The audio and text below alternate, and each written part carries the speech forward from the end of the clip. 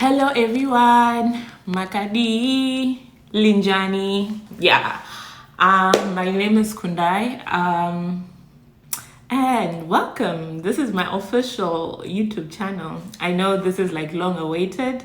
I've had people in my inbox asking me, when are you putting up the channel? When are you putting up the videos? I truly apologize. This is not an easy thing. I applaud all the people that have YouTube channels and are consistent with it and having a 9-to-5 job doing it. Anyway, I am here. We are officially here. So it's okay. It's okay. We are here. Yeah, so this is gonna be my channel. Basically, this video is just gonna talk about what this is going to be about, how I want things to be, and how I would see this channel growing. So hopefully we're going to have fun. We're going to learn a lot. This is not a lifestyle and beauty channel. I want it to be a platform to learn life lessons, things that we wish our parents told us, things that we wish we knew about growing up, saving up, coming to the first world, like anything. I want this to be something that adds value to somebody's life and to be a platform to discuss, share ideas. Everybody always has something to learn from someone, so it's just not going to be me talking, but I would also love having feedback from everybody. So thank you for even watching up until now. I appreciate it. So this video, my first video, is gonna be about how I negotiated for a 25% increase with being 2 months on the job and negotiating or being able to work from home after being 5 months on the job. So to give a background, I graduated May 2019, which is last year, and I was doing business administration with a minor in international relations, but my focus and where I see myself going is to do with advisory when it comes to money. So yeah, basically I see myself being a public accountant in the next few years. I'm writing my CFA in June, so I see myself going the route of being a financial analyst, advising the rich people, the poor people, anybody with their money. So yeah, if you know me, my passion is personal finance. I feel like this is something that we barely talk about. Nobody tells us about this in school, so it's gonna be about this, about other things. You let me know what you want us to talk about, but I just don't want this to be a beauty and lifestyle. I can tell you what I do, skincare, natural hair, and all sorts of things, but I want it to be something that someone feels like they got help and learned a lot from this. So basically, going back to how I negotiated for a 25% increase, and now I am working from home in the comfort of my house. Anyway, so yeah, being in the job market as an international student was really tough because I was on an F1 visa and nobody wants to train someone and let them have a job if they're gonna be leaving after a year. So that was like super tough. When we were applying for jobs, I remember being very discouraged because most of the jobs are usually written will not require any sponsorship now or in the future. So already that's already screening out most international students. So I was super worried about that. And I wanted a job in accounting, but my school, the one I went to, didn't have a major in accounting. So that was like super tough. So I was already dealing with 2-3 negatives. First, I'm an international student. Second, I don't have the degree that's required for the field that I actually want to concentrate in. So I remember when I was applying at first, I was like, oh, let me apply for sales jobs, it's gonna be okay. But deep down in my heart, I knew I didn't want to do anything with sales and marketing. I am a people person, but when I'm working, I prefer dealing with numbers. You can never get lost. There are no people problems. So I knew what I wanted, but at the same time, it seemed like the opportunities that were available were the ones for sales and marketing, and I knew I didn't want to do anything along those lines. So at first I applied to every job, but then as I was going for different interviews, I was meeting different kinds of people. And as you go for interviews, like if you see people that are around you and you feel like you're overqualified for what you're applying for, it's just not about you being desperate and wanting for a job. You need to know your worth and apply for stuff that will actually make you happy and you feel like your skills, that degree that you have paid for, is actually being put to use.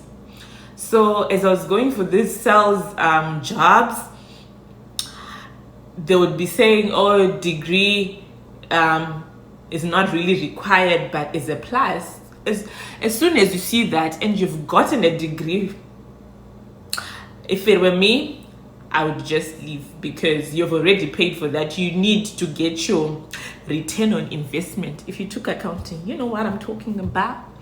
Yeah, I mean, for myself, I had a full ride to school, so it means I didn't have any college debt to pay for. But at the same time, you need to be thinking in the long term. Is there opportunity for growth in this field?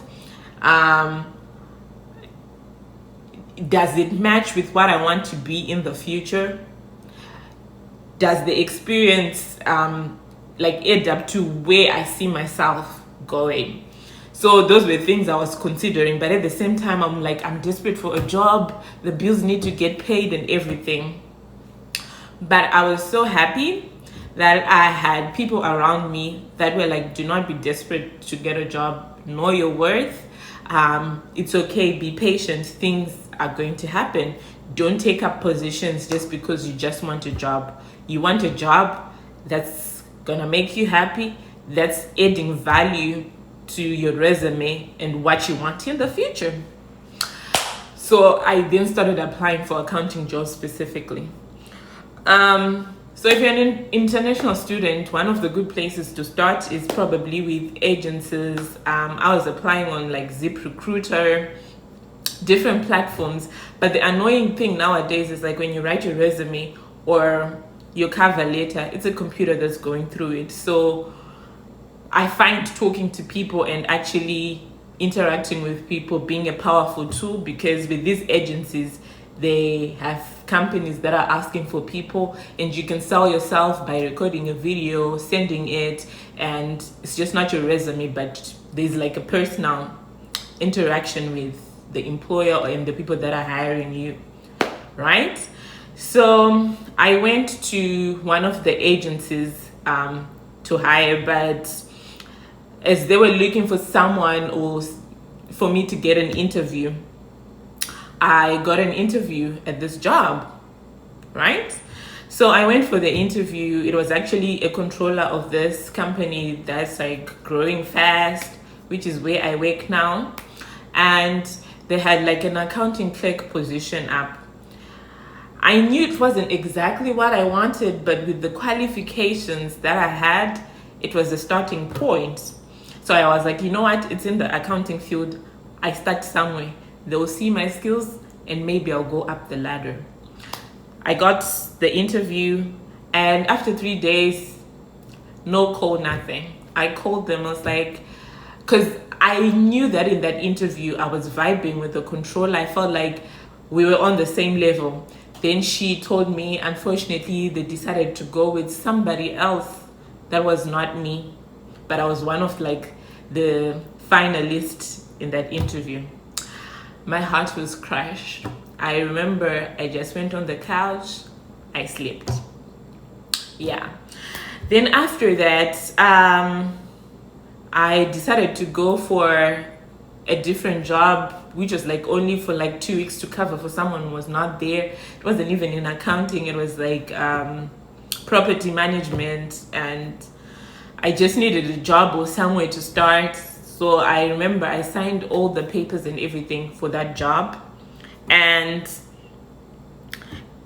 the week before I'm starting at this other job, I got a call from the controller of that previous other company that I had applied to. She's like, I've got another accounting clerk position for accounts payable that has opened up. Do you want it? I was like, yes, I want it. So I had to tell these other people, like, I'm not coming, even if this other job was not even paying me as much, but it was a full-time position. So I was like, I'll go. So I started the following week at this new job. I remember my first week, I was doing redundant work, you know, pushing the buttons. I was reconciling invoices. It wasn't anything exciting, but I was just like, you know what? I'm giving myself at least 2 months, then I can move on to something else, you know. And yeah, it was okay for that time. But I felt like I wasn't growing or anything. But I was so lucky that the people I was working with, they would ask me to contribute like better ideas to improve the process and everything. So me being, you know, lazy people come up with great ideas. It included me like having to reconcile these big invoices, and it was just redundant work. So I got a way of using Excel to actually make it faster and more efficient, and people discovered my Excel skills.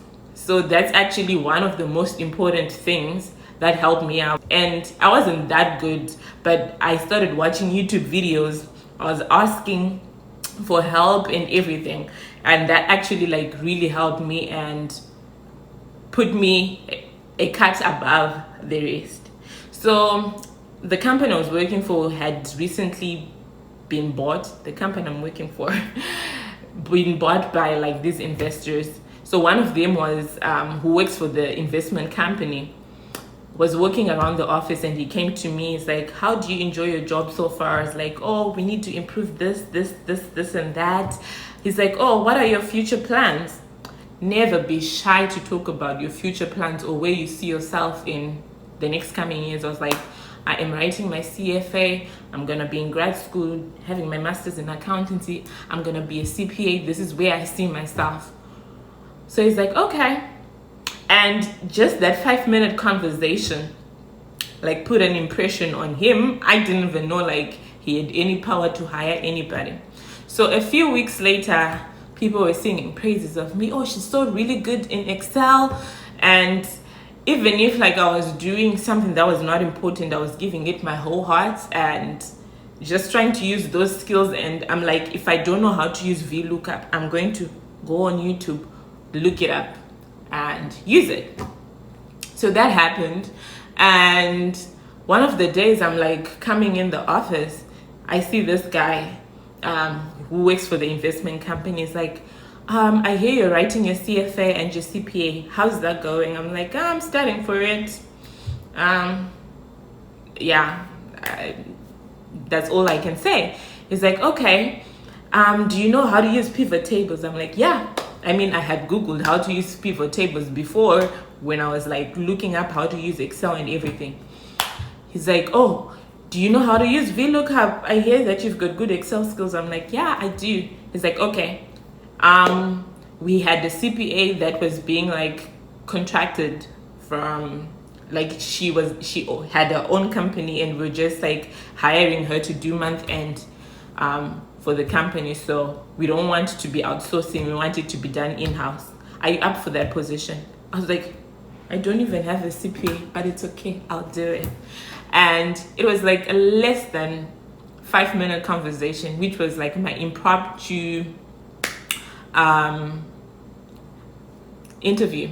And then he went and told the controller, I want this girl,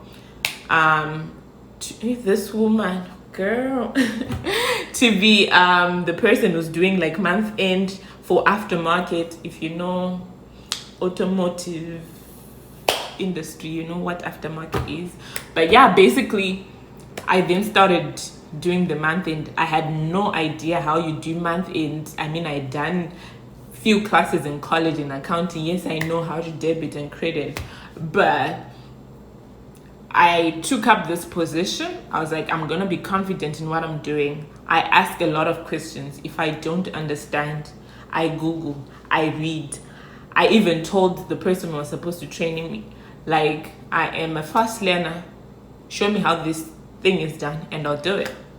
So I took up that position, and still with what I was doing as well, and it was like 2 jobs at the same time. But I took it up, and I was like, I need to show results, because in mind I knew I had to negotiate for a better salary.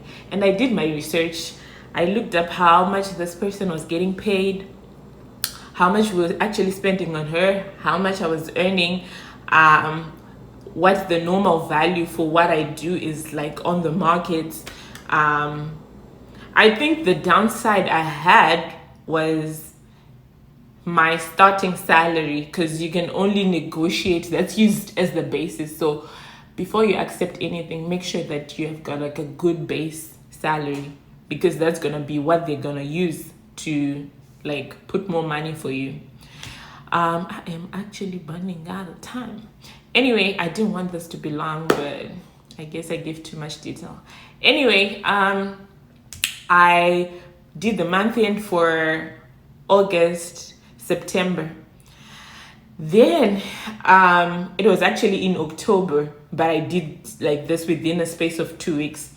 I went and I drafted all my duties, everything that I do for the company, what my duties were initially when I got hired, and what the salary was, and me taking up this other position. And I put in a letter and I sent it to HR. I was like, my duties have evolved. I'm no longer doing what I was hired to do. So me knowing my worth, I asked if there was any room for negotiation to, improve my package or what they were offering me. And she forwarded the letter to my new boss, and he called me up for a meeting, and he had drafted the amount of money that he was going to give me. So he gave me the paper. When I saw it, I already had a number in mind. When I saw it, it was nothing close to what I wanted. So instead of me trying to negotiate there and then, I was like, can you give me a day to think about it? He's like, okay, are you not happy? I was like, no, just give me time to think about it. So I took the paper and I went home, looked up. I'm like, this is nothing close to what I wanted. And I had gotten offers like for other jobs. And I was like, you know what? Let me go on the next day, tell them what I want. If not, I was willing to walk away, because then I knew my worth. It wasn't just about, just because I'm an international student, then I don't deserve anything that's good, right? So I then went in the next day. I told him this was nothing close to what I wanted. He asked me what I thought and what I wanted. I gave him a number. I actually gave him a range, and the lower part of the range was close to what I wanted. And I gave them a higher range in case they were gonna be generous. Then they would go up to that number. Still, I would be happy whether getting the lower or even higher. So he's like, okay, let me go and propose it to my other bosses, then I'll get back to you. I was like, yeah, sure.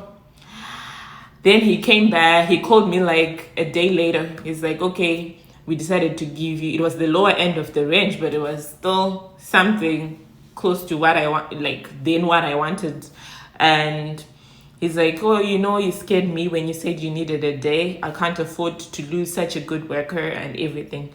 I was happy. I mean, it was like a 25% increase versus he had given me like a 20%. So that 5% that day, it was worth it. And yeah, what I just want someone to learn from this is like, know your worth, negotiate for what you want.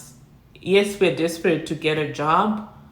It feels like when you don't have one, you should take up anything that's coming your way. But just because it's available doesn't mean that it's the best thing for you or the best choice. I didn't want this video to be this long, so I'll talk about how I negotiated to be working from home now in the next video. But I hope this inspires someone who's in the market for looking for a job, who comes from a culture whereby you should just be grateful for whatever job that you get.